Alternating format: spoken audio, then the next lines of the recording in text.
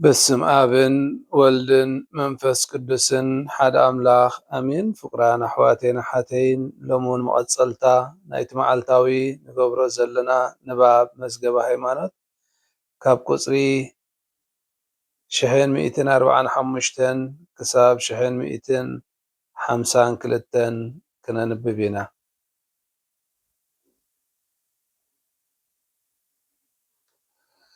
ልጡርግያ ብኸመይ ይፍፀም ወይ ይኸብር? ትእምርትን አምሳላትን ቁፅሪ 1145 ናይ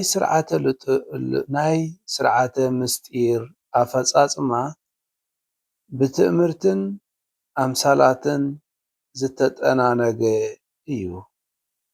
ምስቲ ናይ ድሕነት ስነ መዕበያ ተሳንዩ ከዓ ትርጉሙ ኣብቲ ናይ ብሉይ ኪዳን ክዋኔ ክንፀርን ኣብ ክርስቶስን ኣብ ተግባራቱን ብምልኣት ዝግለፅን ኮይኑ ትርጉሙ ኣብቲ ግብረ ፍጥረትን ሰብኣዊ ህንፀትን ዝተመስረተ እዩ።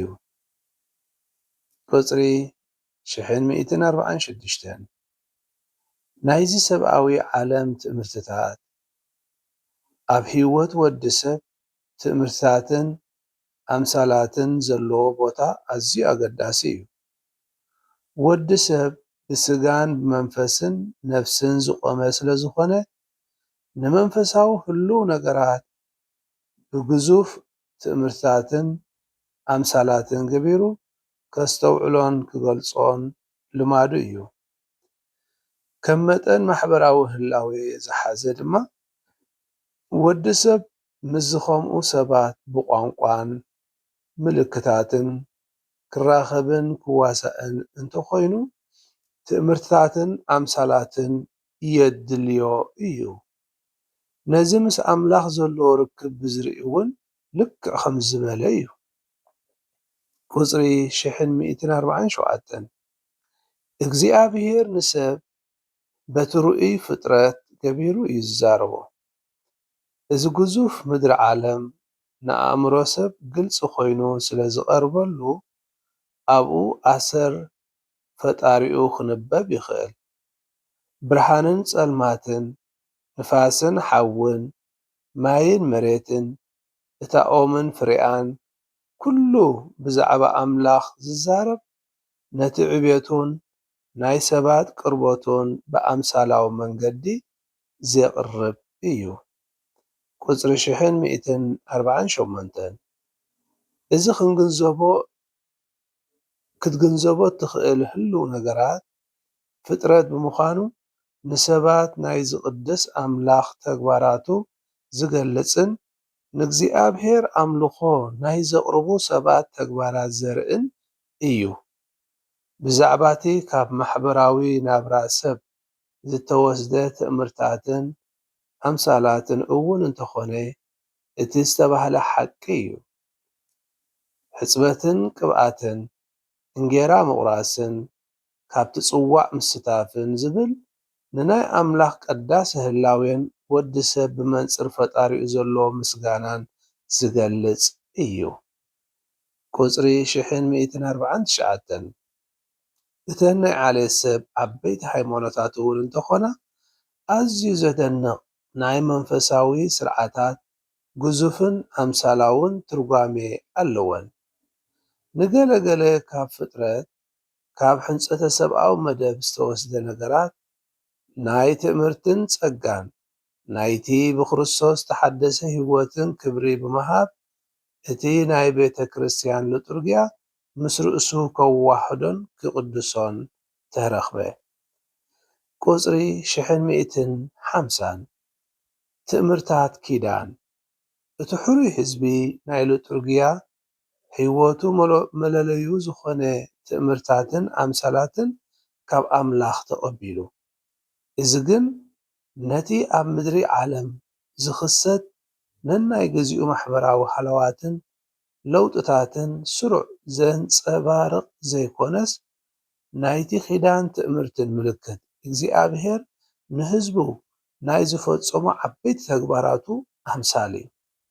ካብዚ ናይ ጥንታዊት ኪዳን ልጡርግያዊ ትእምርታት ንምጥቃስ ግዝረት፣ ናይ ነገስታት፣ ካህናት፣ ቅብኣትን ተቆድሶትን፣ ኣንብሮተ ኢድ፣ መስዋእትታት፣ ልዕሊ ኩሉ ከዓ ፋሲካ።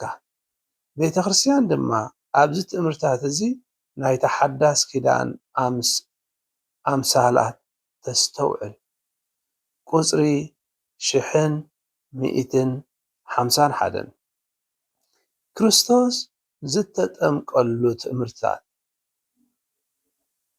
ክርስቶስ ዝተጠቕመሉ ትእምርትታት ኢየሱስ ክምህር ከሎ ብዙሕ ግዜ ንምስጢር መንግስተ ሰማይ ንክገልጽ ንፍጥረት ከም ትእምርቲ ክጥቀመሉ ይርአ።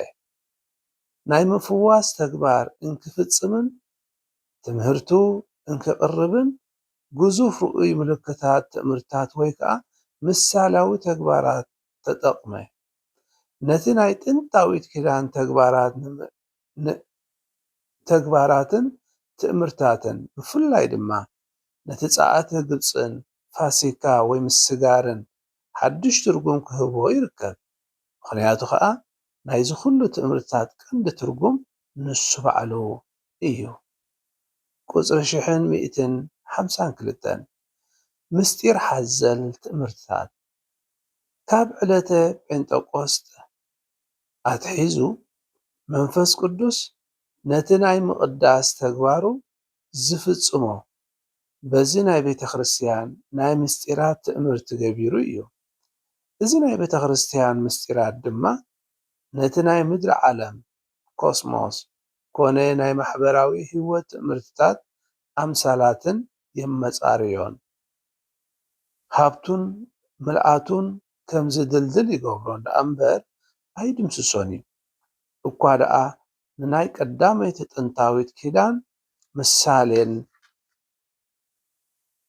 ኣርኣያን ተፍጻሜት ይህቦ። ነቲ ብክርስቶስ ተፈጸመ ድሕነት ዝእምትን ህልው ዝገብርን ምዃኑ ከርኢ ይርከብ። በዚ ከዓ ነቲ ክመጽእ ዘሎ ናይ መንግስተ ሰማይ ክብሪ ኣቐዲሙ ዝገልጽን ዘረጋግጽን ኣምሳል ይኸውን። ፍቁራን ኣሕዋተይ እዚ ሎሚ ዘንበብናዮ ክፍሊ መዝገበ ሃይማኖት ኣብ ምስጢራት ዝፍጽሙ ምልክታትን ኣምሳላትን ከም ዘለዉ ዝገልጽ እዩ። ርግጽ እዩ ሰብኣውነትና ወይ ኣእምሮና ብምልክት ዝያዳ ከም ዝርድኦ ብኣራብ ስርዓተ ልጡርግያና እውን ዝተፈላለዩ ምልክታት ኣምሳላት ብዝተሰነየ ተግባር እዩ ዝፍጸም። እዚ ከዓ ብዝያዳ ነቲ ሰብ ንክርድኦ ዝገብር እዩ። ስለምንታይ እዩ ግን እዚ ምልክታት ኣድልዩ እንተኢልና ከም ዝበልናዮ ወዲ ሰብ ስጋን ነፍስን ወይ መንፈሳውን ስጋውን ስለ ዝኾነ መንፈሳዊ ሓቅታት ንምርዳእ ስጋዊ ምልክታት የድልዮ። ስለዚ በቲ ስጋዊ ምልክታት ዝንቀሳቀሱ ዝሪኦም ነገራት ብኡ ገይሩ ነቲ መንፈሳዊ ኩነት ንክርዳእ ይሕግዞ።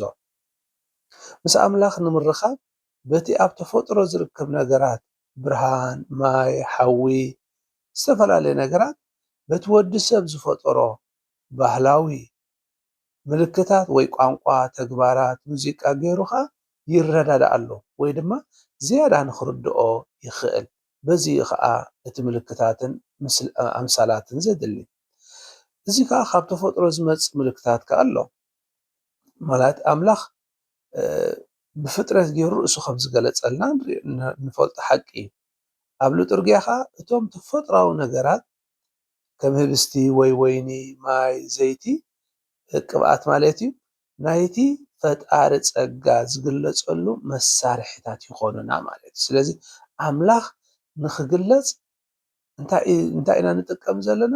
በቲ ንዕኡ ክገልጾ ዝኽእል ዝተፈላለየ ባህርያዊ ነገር ክርስቶስ ባዕሉ እውን ክምህር እንከሎ ክፍውስ እንከሎ እንተደኣ ርኢናዮ ነዞም ኣብ ላዕሊ ዝጠቐስናዮም ዝጥቀመሎም ነቲ ዕውር ዓይኑ ክኸፍት ፀምሪ ከም ዝተጠቀመ ዝተፈላለየ ግዜ ነዚ ምልክታት እዚ ወሲዱ ሓዊ፣ ማይ፣ ኦም በለስ ኣምሳላት እንዳወሰደ ይምህርን ይፍውስን ከም ዝነበረ እውን ናይ ሓድሽ ኪዳን ቃል ዝሕብረና እዩ። እዚ ከዓ እቲ ምልክት ኪዳን እዩ። እቲ ኣብ ብሉይ ኪዳን ኣምላኽ ንህዝቡ ዝተፈላለየ ምልክት ሂብዎም ዝነበረ ንኣብነት ከም ናይ ግዝረት፣ ናይ ፋሲካ ድራር ወይ ድማ መስዋእቲ ዘቕርቦ ዝነበሩ እዞም ምልክታት እዚኦም ነቲ ኣምላኽ ዝገብሮ ድሕነት ናይ ድሕነት ኪዳን ዘዘኻኽሩና እዮም። ነቲ ኣምላኽ ዝገበሮ ናይ ድሕነት ኪዳን ዘዘኻኽሩና እዮም። እዚኦም ከዓ ብክርስቶስ ኣብ ሓድሽ ኪዳን ተቐዲሶም ንረኽቦም። ክርስቶስ ነቶም ኣብ ብሉይ ኪዳን ዝነበሩ ምልክታት ስነ ስርዓታትን ሓድሽ ትርጉም ይህቦም። ብፍላይ ኣብ ምስጢረ ቤተ ክርስቲያን እቶም ምልክታት ካብ ታራ ነገር ወፂኦም ጸጋ ኣምላኽ ዘመሓላልፉ ቅዱሳን ምዃኖም ይገልጸልና። ምክንያቱ እቲ ታራ ምልክት ዝነበረ ሓደ ምልክት ግዝረት ምልክት እዩ ዝነበረ። ኣብ ሓድሽ ኪዳን ግና እቶም ምስጢራት ዝተባህሉ ናይ ጸጋ ኣምላኽ ብሓፂሩ ዝህቡና ምልክታት እዮም። ስለዚ መንፈስ ቅዱስ ብነዞም ምልክታት ገይሩ ነቲ ናይ ክርስቶስ ስራሕ ድሕነት ኣብ ሂወትና ክግለጽ ይገብር። ስለዚ እቲ መንፈስ ቅዱስ ዝዓዪ መንፈስ ኣብ ውሽጥና ብምዕያይ ነቲ ኣብ ውሽጥና ዘሎ ወይ ንቕበሎ ዘለና ከም ዝዓዪ ይገብሮ። ስለዚ ህዝብ ዝበለ እዚ ናይ ሎሚ ዝረኣናዮ ክፍሊ ንጥርግያ እንታይ ምዃኑ ብምልክትን ምስልታትን ዝመልአ ዝተኸለለ ዝተኸበ ዝተሰነየ ምዃኑ ዝገልጽ እዩ። እዞም ምልክታት እዚኦም ከዓ ከምቲ ዝበልናዮ ናይ ማይ ክኾን ይኽእል፣ ህብስቲ ኮይኑ ወይኒ ክኸውን ይኽእል፣ ቃል ክኾን ይኽእል፣ ተግባር ክኾን ይኽእል፣ ቅብኣታት ክኾን ይኽእል፣ ዝተፈላለየ ዓይነት ጸጋ ኣምላኽ ንኽንሪኦን ንኽንትስፎን ዝሕግዘና መሳርሒታት ወይ ድማ መጋበሪታት እዮም ዝሓዘ እዩ ስርዓተ ልጡርግያ። ባዕድና ኩላህና እግዚኣብሔር ኣብ ዘለናዮ ፀጉ የብዝሓልና። ስብሃት ንኣብን ንወልድን መንፈስ ቅዱስን ይኹን ጥንቲ ከም ዝነበረ ሕጂ ከዓ ንወትሩ ንዘለዓለም ዓለም ኣሜን። በስመ አብ ወወልድ መንፈስ ቅዱስ ሓደ ኣምላኽ ኣሜን።